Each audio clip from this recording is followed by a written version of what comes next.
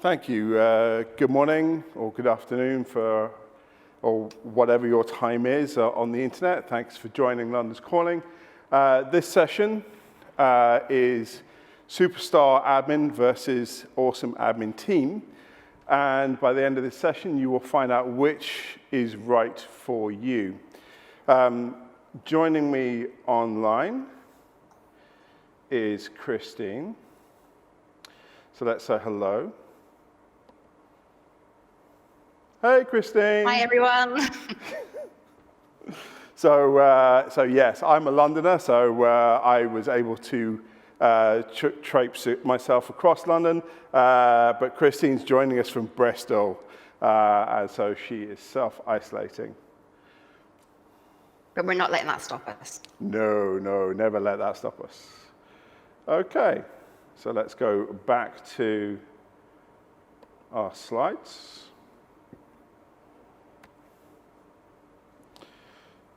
So who are we? So as I say, I'm joined by Christie Marshall. She's a newly minted MVP, and she will be showing us what it means to become a superstar solo admin. And I'm really pleased to be joining Nathaniel Sombu, our awesome admin team manager. He's a 2 times London Calling speaker and a Dreamforce speaker.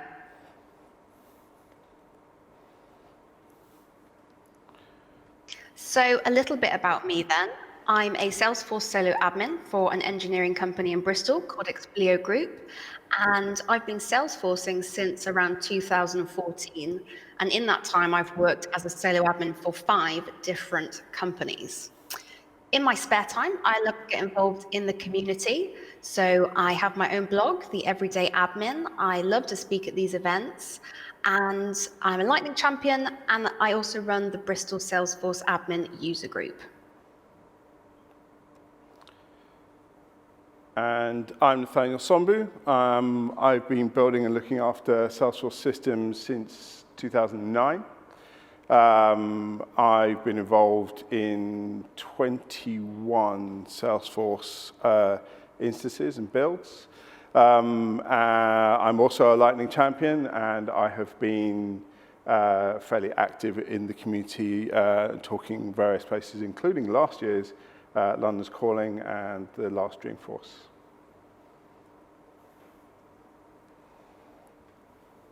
So what are we going to achieve today? Well, we've structured our session into 4 parts, and we're going to start with a deep dive and personal look into the pros and cons of each role. Now, as we move through, we're going to ask you to vote so that at the end of that session, you can decide which role wins. After that, we've got tips and tricks for all awesome admins, regardless of which role you're in. And if you're still unsure at the end, we've got something that's going to help you work out which role suits you best.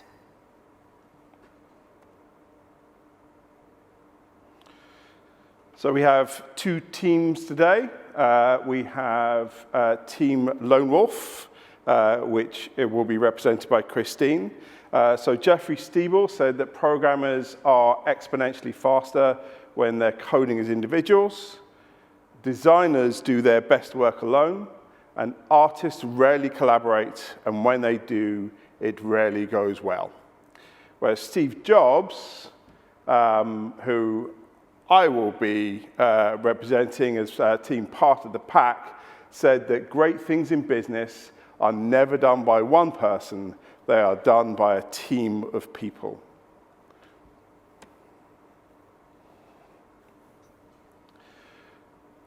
So how is it going to work? Well, we've had to reimagine our talk for our virtual audience, and we do hope there are plenty of you watching, but your participation is now more vital than ever. We have created a poll online, and as we move through the next part, we're going to ask you to vote for which role wins, whether you are Team Lone Wolf or Team Part of the Pack. All you need to do is follow the link on the screen or scan the QR code on your phone or on your computer and do vote. We're going to reveal the winner at the end.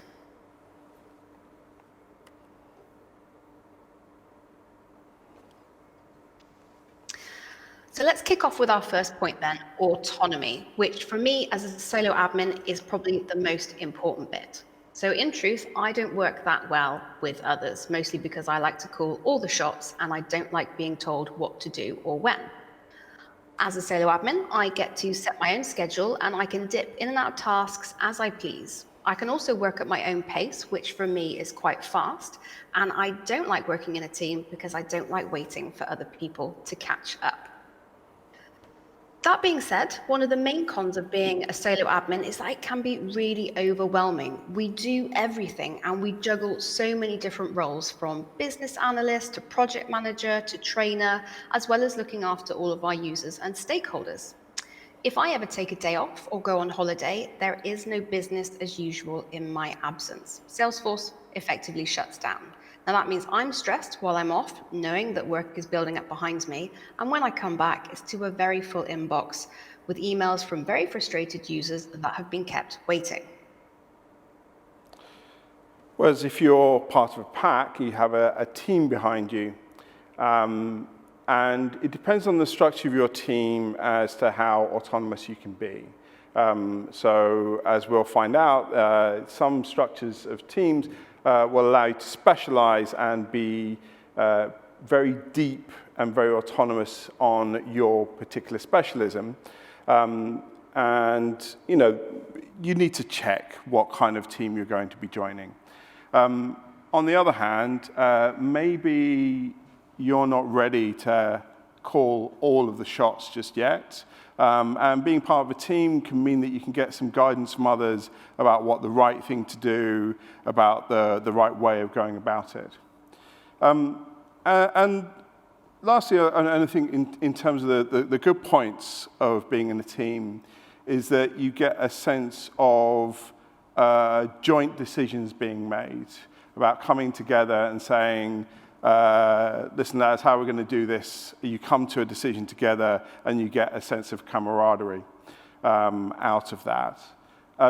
There is some downsides. If you're working as a specialist in your team, that means that you are deep in one area and you're not seeing the whole picture.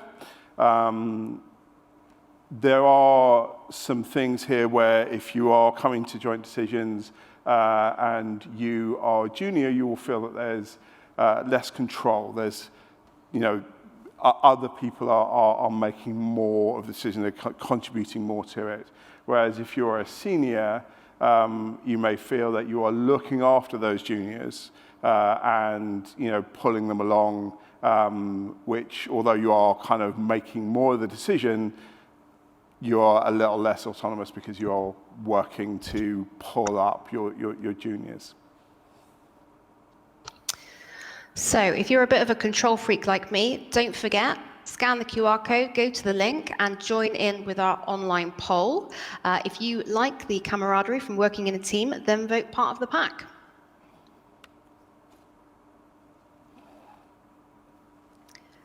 So efficiency, well, me, myself, and I agree on everything almost all of the time. So in the absence of team members or a team lead, I get to call the shots and make decisions quickly. There's fewer meetings and debate, and at the end of the day, I am the only technical bod, so what I say basically goes. Without constant interruptions from calls or meetings or having to look after other team members, I can focus more easily and get on with my work. That's all well and good. But one of my favorite sayings is, you don't know what you don't know. And as a solo admin that tends to work for smaller companies on less complex setups, it would be very easy for me to be unaware of features and best practice. So I might think that my way is the best way, but there's no one to tell me differently. And it's also going to take me longer to complete work as a solo admin. All that time I saved with no meetings and no debate is actually used up doing the work. Because the truth is, there's only one of me, and there's only so many hours in the day. So that's great, Christian. Can you share, or is there something you're willing to share with the group of a time when you were a little less efficient because you didn't know what you didn't know? Absolutely. So probably one of the worst things I've ever done was about 4 years ago, and I decided to sync Outlook contacts into Salesforce. And I didn't use a sandbox. I was a solo admin. I don't use sandboxes. So I did it live in production, and I ended up importing around 3,000 orphaned contacts, orphaned because they had no accounts related to them. It took me hours to get them back out of the system, and luckily no one ever realized what I'd done, but that was a pretty tough lesson. Yeah, I think we've all learned that sort of lesson. So one of the things about working as part of the pack is that you share the workload and you complete faster. Large projects especially, it's great if you've got a bunch of people working on it and you can complete those tasks faster. And you do get the advantage of team experience. So if Christie was on my team and we were looking at that Outlook integration, she'd be able to tell me, no, Nathaniel, don't just switch it on. Think about what you're doing. And that's great. Having people that have had those experiences means you get some advantage of those experiences. There's also more options to specialize. If you are working in a team, again, depending on how your team is structured, you have the option of saying, I'm going to go deep on a particular subject rather than being a jack of all trades and working across the entire org. There are some things here that I'm sure a lot of us recognize. Working as a team does mean you need to meet. You need to meet with your team. You need to come together. There are also some people in teams, inevitably, who are faster than others, and some people who are slower than others. And you are dependent on each other for other people to do their bit. So if you like the efficiency of being a lone wolf, then don't forget, join our poll, vote for me or Team Lone Wolf. But if you like to share the workload, then vote part of the pack.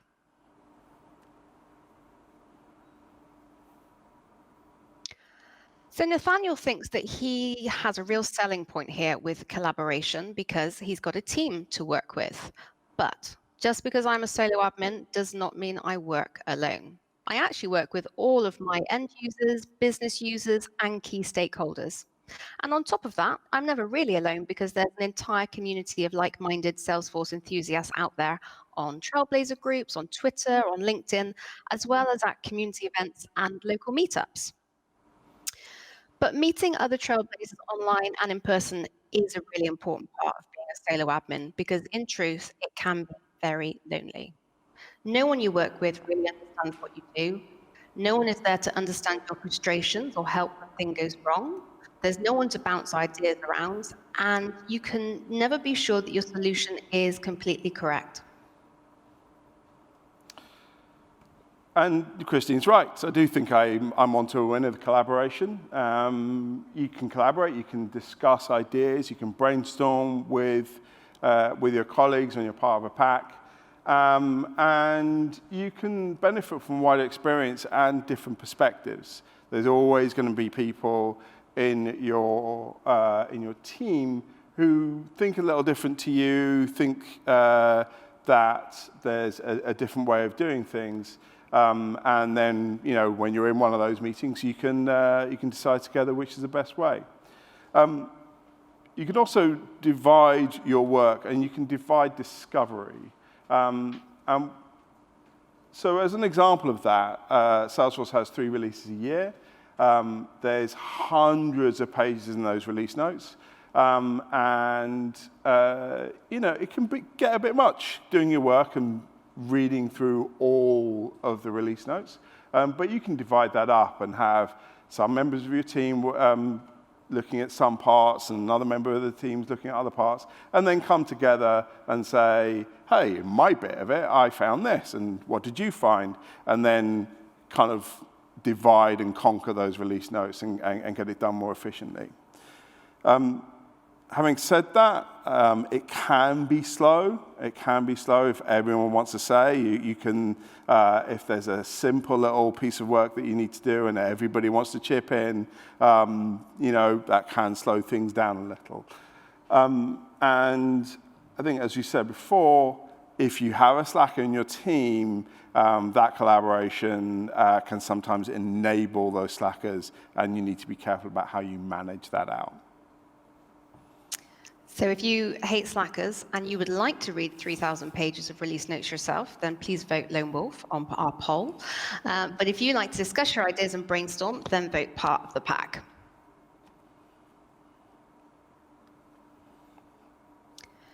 So this is a bit of a difficult slide for the solo admin, because what even is the career path for a solo admin? I mean, for me, it feels like bouncing between different companies, pretty much doing the same job. One of the benefits, though, is that there are plenty of solo admin jobs out there. Salesforce resource is expensive, and a lot of companies that use Salesforce either can't afford more than one admin, or they don't need a team of admins to support their setup. Each job will expose you to new business processes, new industries, and possibly new functionality or products. And if you love the technical aspect of being a Salesforce administrator, then I think being a solo admin is the right role for you, because you can stay hands-on technical for much longer. That said, the role of a Salesforce admin as a solo is quite unclear. You might not have salary brackets or bandings, and it might not be obvious how you can progress within your current company. If you do want a promotion and you don't want to leave your current company, then you might have to move into a non-Salesforce job. Without a team structure, there is no role above you to move into, so there's definitely limited progression unless you join an admin team. Whereas, as part of the pack, and this is something to ask in your interview, if you're laddered, if there are junior positions and then mid-level positions and senior positions, there is room to grow into. There's more senior positions available when you're in a team. And the great thing about that is if you are working in a team where there's more senior people, you can get guidance from those people. You can get guidance from people that have been there and done that already. And that really progresses your learning, not just in the technical skills, but those soft skills, which are so important as an admin. There's also, if part of your ambition is to move into management, there's only really management in a team. Those senior positions where you're managing people, it's quite difficult to do that as a solo admin. You have to be in a team. So where there is progression in your teams, you do often find that there's only so many of those senior positions available. You do rely on other people leaving in order to step into their shoes. Now, don't forget, we are going to jump into our poll at the end of this section, and it will be live. So if any of you are watching this live, please do go and vote on our poll and vote for Lone Wolf or part of the pack.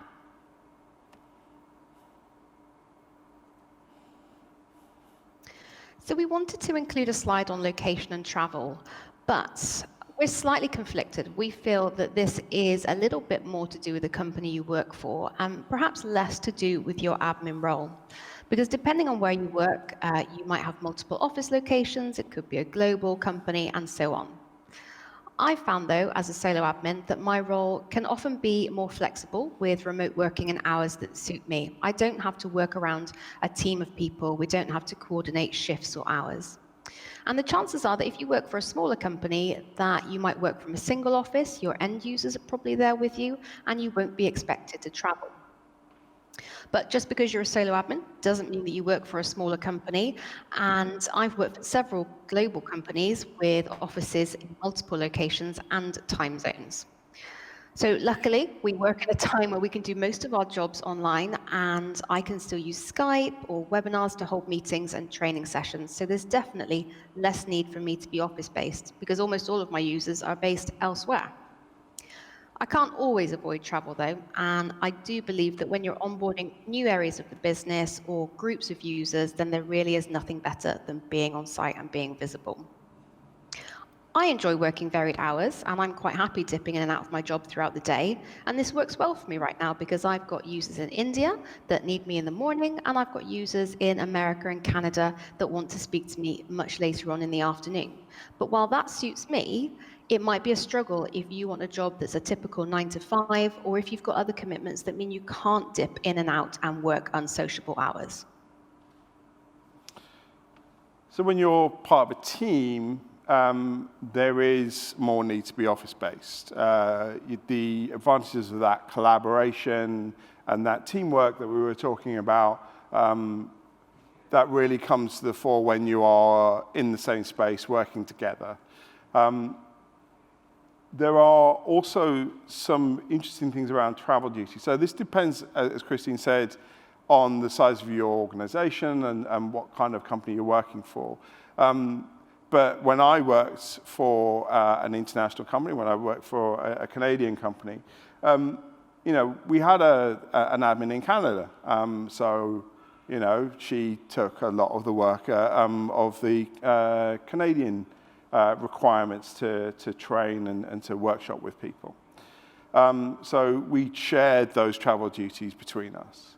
Now, I quite like being in an office. I know I'm a bit strange nowadays, but I like having colleagues next to me that I can speak to, which makes our current situation with social isolation interesting. But a lot of people don't. A lot of people don't like being office-based. So, if you prefer a role where you don't want to be in the office, where you don't have people with you, next to you, collaborating with you, then vote lone wolf. But if you like the camaraderie and being in an office and sharing those travel duties, then vote part of the pack.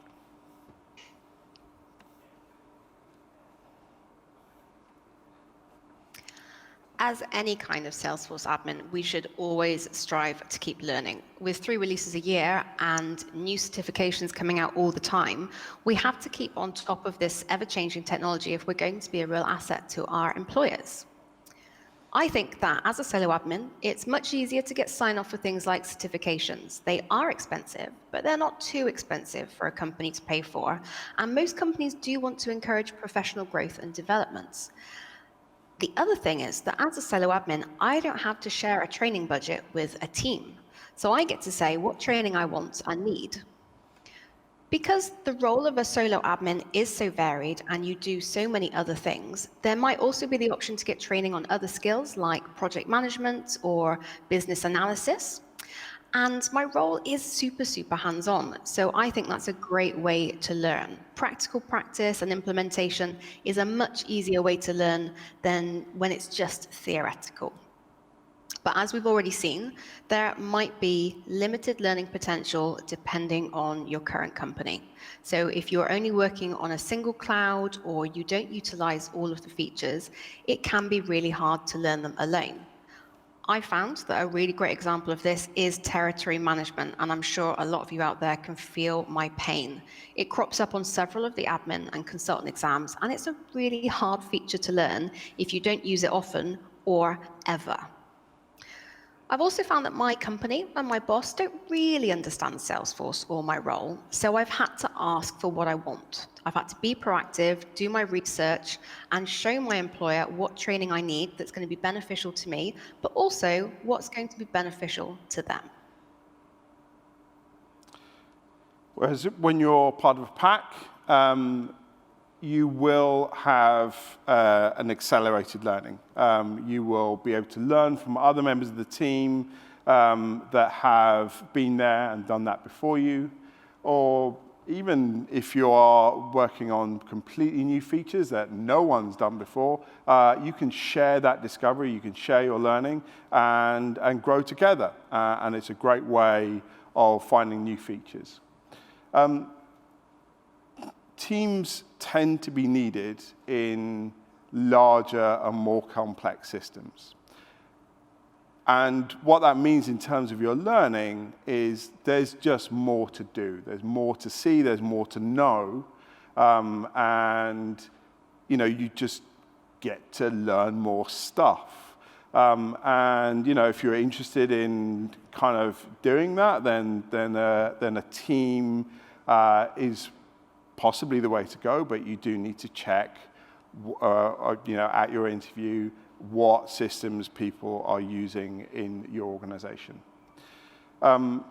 Again, depending on how your teams are structured, if you have that laddered sort of junior and then a mid-level and a senior level, there will be a defined set of technical skills, defined set of behaviors, defined knowledge for each of those levels. And there's a very useful defined learning path there for you, both technical skills and those soft skills, which are so important. Having said that, if you are working on a large system where there's constantly projects, there's constantly stuff going on, you may find that you end up doing the same tasks in every project. So, especially as a junior, actually. So you may see that you're working in a complex system, but what you're doing stays the same and pretty simple, and that is something to watch out for. So if you're a big fan of independent learning, then maybe join our poll online and vote Lone Wolf. But if you feel that you can learn a lot from others, then definitely vote part of the pack.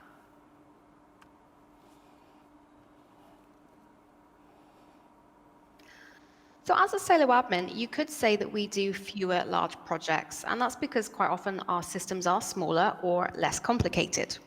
But when there is a project, I win hands down on the variety stakes because I do everything from business analysis, designing the solution, project management, and then rollout. And let's not forget the business as usual. As the only admin, I get to do everything. So I can be dipping in and out of various tasks from building dashboards, updating my user guide, training, onboarding. It's definitely never boring. There is limited variety, though, depending on where you work. I know an awful lot of companies that just use Sales Cloud and a lot of companies that don't use all the functionality of Sales Cloud.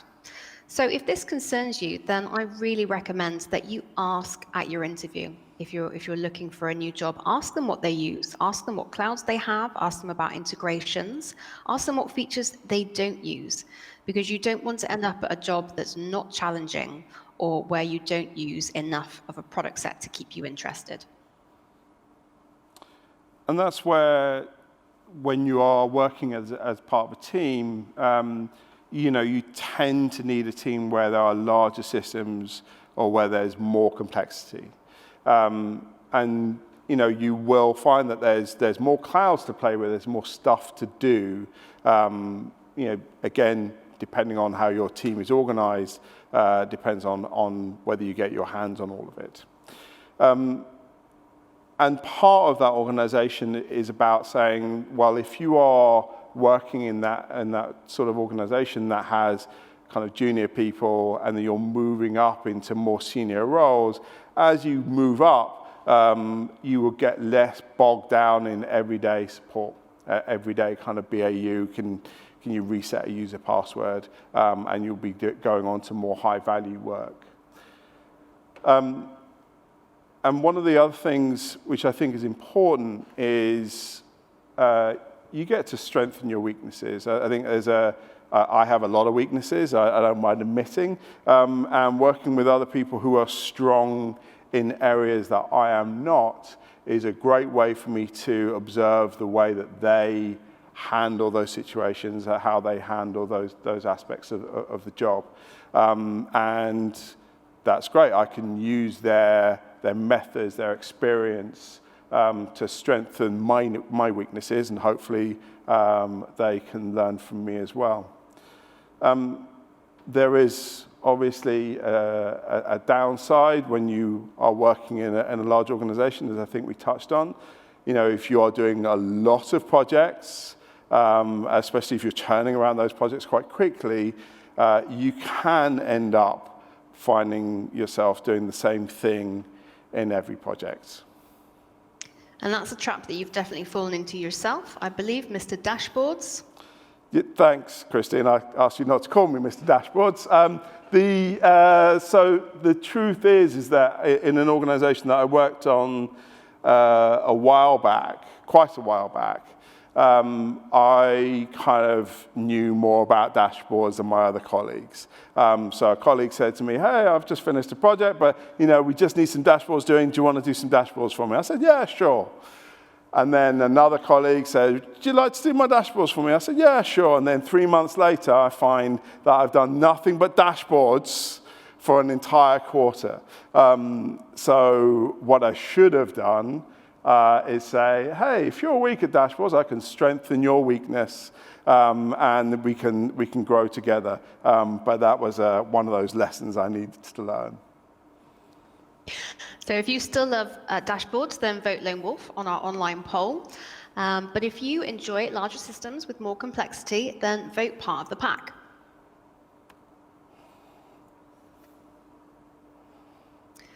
Okay, so we might have a bit of a clear winner here on this slide, specialization. Well, as a solo admin, I've got a very broad overview of a lot of products, and I've been lucky enough to work with marketing tools and other third-party tools and integrations. But could I say that I'm a specialist in any of them? Definitely not. I might know Sales Cloud inside and out, but it could be said that I'm a bit of a jack of all trades and a master of none. So one of the main issues with not specializing or only visiting certain features occasionally is that it feels like you have to relearn them every time. So I dread the day that someone says, I need to build a flow. And from personal experience, I'm not very good at it. And I've definitely had to call on my friends in the Ohana to come and help me because I don't have a team to help me. So specialization is one of those things that is great in certain organizations, depending on how your team is structured, when you are part of a pack. You're able to specialize in things where you need deep knowledge, like Marketing Cloud or CPQ, and that can be really good if that's the sort of thing you want to do, if you want to go deep on something. You can still specialize and still benefit from other people. You are going to come together as a team and find out about what other people are doing in your organization. And certainly when you do specialize, you will find that the work that you do touches on other people's work. So that's an important part of that collaboration. However, you are going to know your part of the system deeply. Other people may know their part of the system deeply, but you don't get to see the whole system when you specialize. You don't know things in the same sort of depth that you might as a solo admin. And some people find that specialization where you say, I know this, but I don't know any of that other stuff. They can find that a little frustrating. So we've got 2 more slides left in this section. So don't forget to join our poll and get your votes in now.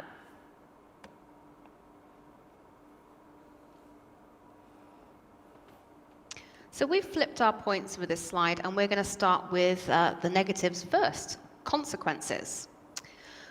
Now, very often, solo admins are also accidental admins. Maybe you fell into this, maybe you don't have an IT background, and perhaps that means that quite often you feel like a bit of an imposter.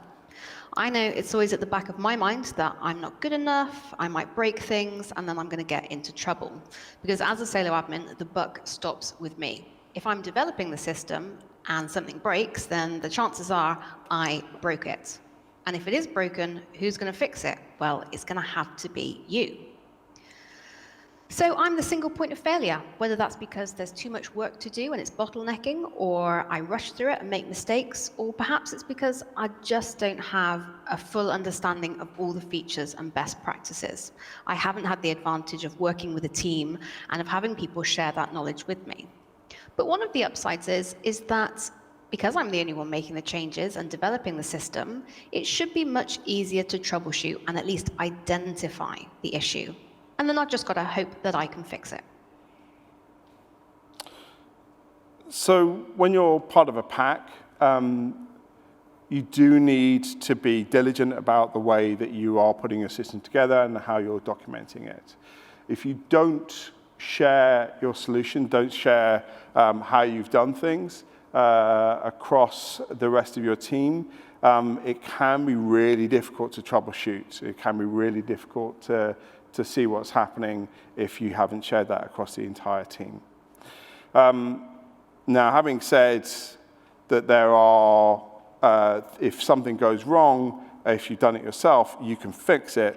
There are some times when it's not something that you've done. It's rare that a Salesforce update will break your system, but in the system that I worked in many years ago, we were using the Google Charting API. And it worked wonderfully right up until the point when Google said, yeah, we're going to pull the Google Charting API, and that's not going to be available to you anymore. And then all of us came together and were able to come up with a brand new solution for it. And that's great. So if you do come up with an issue like that, there's more than one person to help you fix it. You can go off and find a solution together. But if it's something that you're doing internally that you're releasing, it's less likely to go wrong if that peer review is in place. If you say, right, I want to do this, Christie, and I want to turn on the Outlook sync, then my peer will be able to say, now, hang on a minute, have you thought about those orphan contacts? And that's the advantage of being in a team and having other people that have different experience to you. So if you think that you can avoid failure by working as part of a team, then vote part of the pack. And if, like me, you think that if you break things, you can fix them before anyone notices, please vote lone wolf.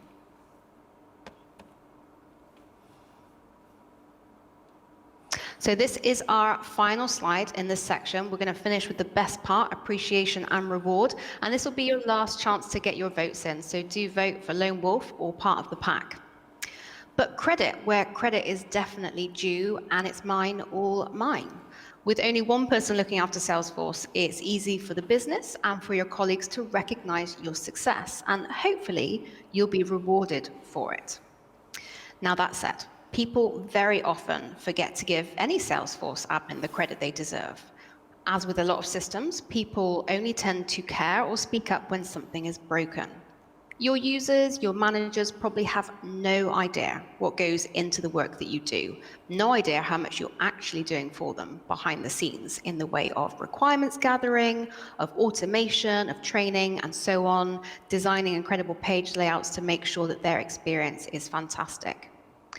And a real danger for a solo admin is that things can feel way too personal. When you don't get any recognition or you only hear complaints, you can feel very demotivated. So I don't know about you, but Salesforce is my baby. It's what I do day in, day out. So if you criticize Salesforce, if you criticize my setup, then it feels like you're criticizing me directly. Whereas when you're part of a team, if you have other Salesforce people around you, you are working with people who get it. They understand what it means to do Salesforce. They understand what it means to learn Salesforce, and you can feel the love in your team. You can get some appreciation. When you are working in a team where it is laddered, when there's kind of more senior positions available, as you gather your knowledge, as you gather your experience, you can move up into those more senior positions, and that can mean better pay as a result. So you can move into a position that where you are getting a better reward.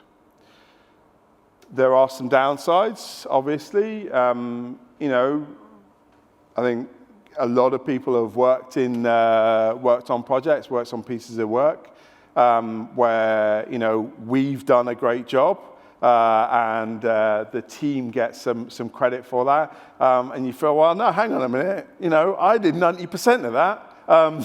It's mine. And that can be, a little demotivating. And especially true if you feel that other people let you down. If you did a great piece of work, other people maybe kind of, didn't do such great work on that project. You can feel like your work hasn't shone in the way that it should.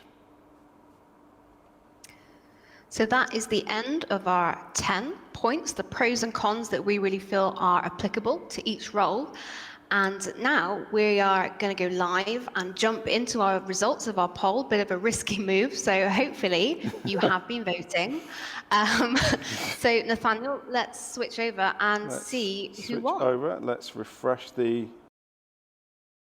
Hi, I'm Peter Coffey, Vice President for Strategic Research at Salesforce. I'm here live on the expo floor at Dreamforce, still the world's largest single company technology event. The word capado, it means you've got this, and I think that's what people want from DevOps. They want a high level of assurance so that they can go do what they do, which is understand their customers and bring them an experience they've never had before. I'm Peter Coffey with Salesforce, encouraging you to build on capado.